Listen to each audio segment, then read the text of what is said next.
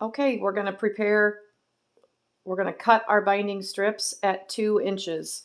So square off the left side of your fabric first, and then lay your ruler down, and we are cutting these at 2 inches. 2 inches. I'm going to line up my fabric, my folded edge down here at the bottom, and I'm lined up along the left at 2 inches, and we've got a 2-inch strip. And I've got a little spot in my blade. Okay, 2-inch strip. Next, we're going to go press it.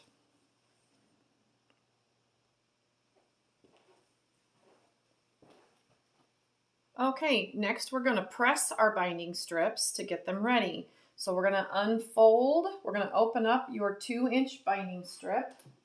You're going to grab your iron with steam, and we're going to press this wrong sides together in half.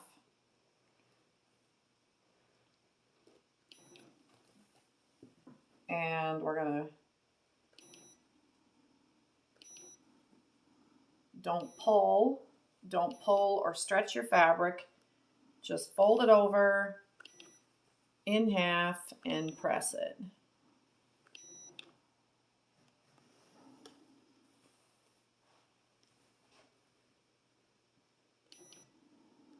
Now for this project that we're going to put a binding on, I only need 1 strip of binding. If you do need to join strips together, you're going to join them on a diagonal, and that is for a whole nother video.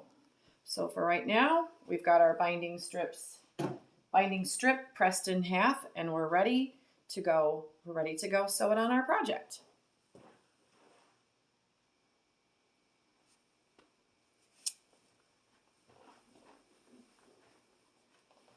Okay, and now for the final portion where we are going to sew on our binding. I hope that you can see this really well.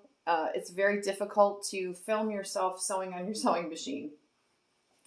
Okay, so to begin, we have our binding strip, which we've already pressed in half.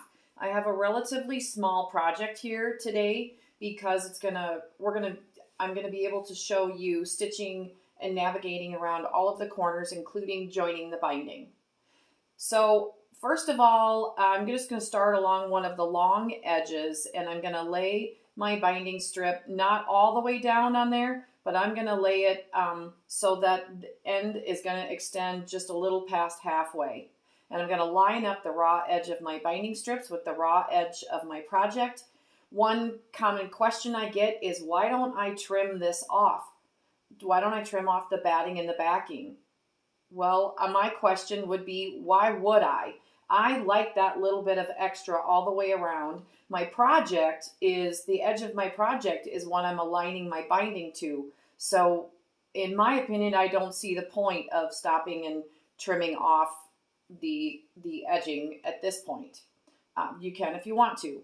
So like I said, I've laid my binding strip a little bit halfway. The end of it is a little bit halfway down the project.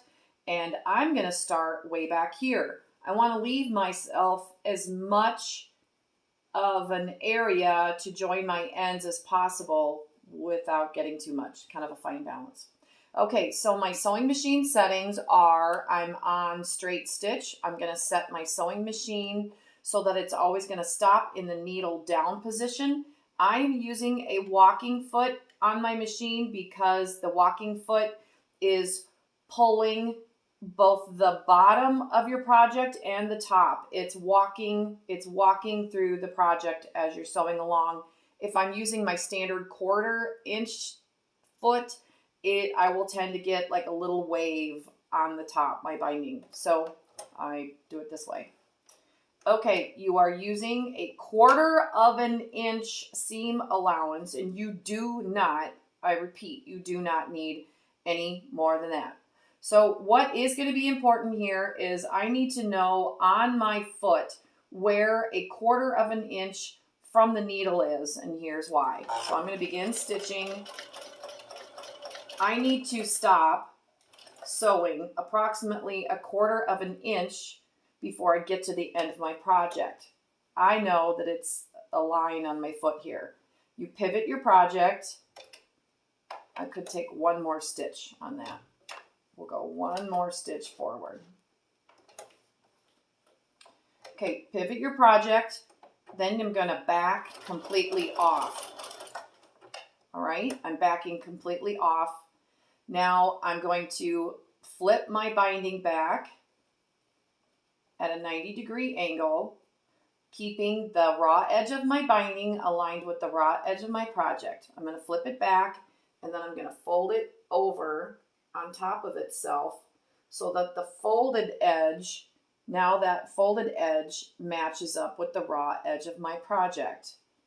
Again, getting the edge of my binding aligned. Now I'm going to line back up my 1/4 inch seam allowance, and I'm going to sew right onto that corner. That creates that very nice folded corner on your bindings. So now we get to repeat this again. I'm going to stop a 1/4 inch from the end. I'm going to back off, pivot. I'm going to back completely off, flip my binding back. I just finger press it, fold it on top of itself, 90-degree angle, making sure your edges are lined up.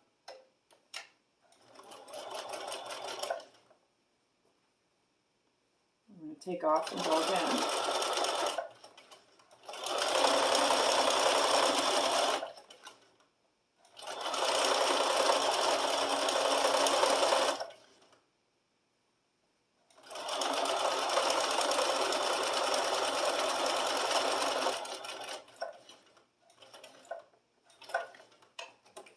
Pivot,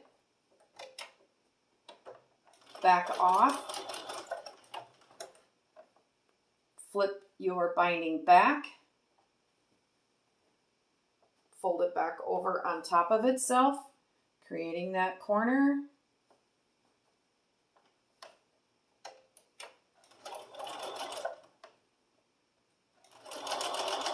Continue sewing.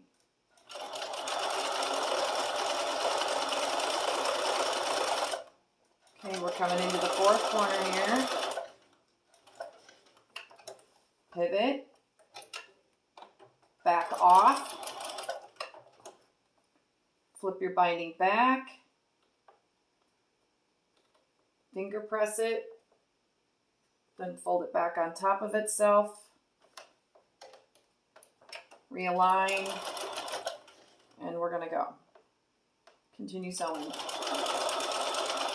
Okay, now to join the ends of our binding. So I'm going to snip off the selvage end on my binding strip first of all. And I'm going to keep that little guy because that is going to be my measurement. Next, I'm going to lay my binding strips on top of one another using the very end. I'll pull it out here so we can see it. Using the end of the starting point, I'm going to lay my little binding snippet on top of there. That's going to measure for me where I need to cut. So I lay it to align it with the end of the starting point. It's right here. I'm going to snip off my extra. Okay, now let me just get myself off of here a little bit. I'm gonna really nibble it. Okay, so now I've got my 2 ends of my binding strip. I will leave this one. This is where there's a diagram in every one of our patterns. It's showing a diagram. But it's helpful. You watch the video here and watch the diagram and keep practicing, and eventually you'll get it. So I'm going to open up my ends. I'm going to open up my bindings as such. I take my right side one and lay it over the top of the left one. I'm going to align them like this. I like to leave just a little bit of overhang on each side because that helps me to align where I need to sew. Now, I've done this so many times that I know where to sew this and how to sew the diagonal line. You will probably want to pin. I do not want to pin. So, and this is how I do it, so this is the way I'm showing you. Okay. Geez, with enough, all the maneuvering I have to do here, it might just be smarter to pin, right? Okay, so I'm going to, what we're going to do here is we're going to sew diagonally. We're going to sew a diagonal seam allowance.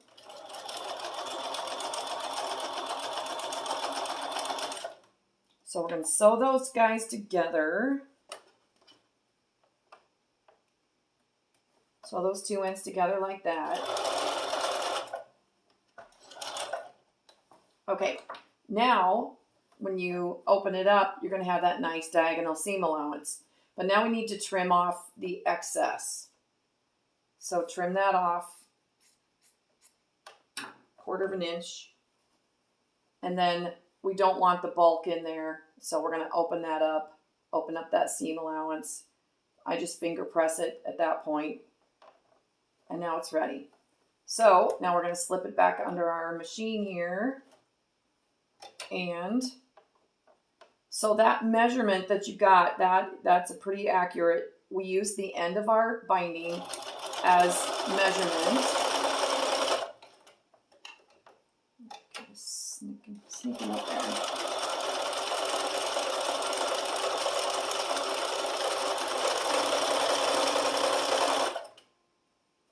Okay.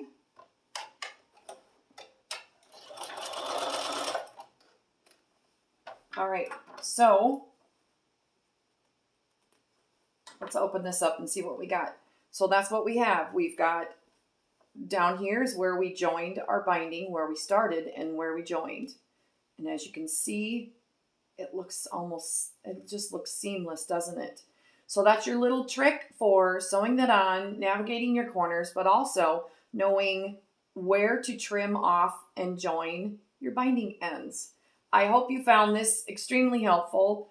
My next step is going to be, I'm going to trim off all of the excess now, right at my 1/4 inch seam allowance. And then I will turn the binding around to the back side and I will blind hem stitch it down on the back side. So my bindings look beautiful. My corners look really sharp. They'll come out really sharp, and good luck. I hope this helps you with all of your holiday projects or whatever projects that you're working on. Get those bindings on, practice, practice, practice, practice, and soon you'll be doing bindings like a pro. Thanks for watching.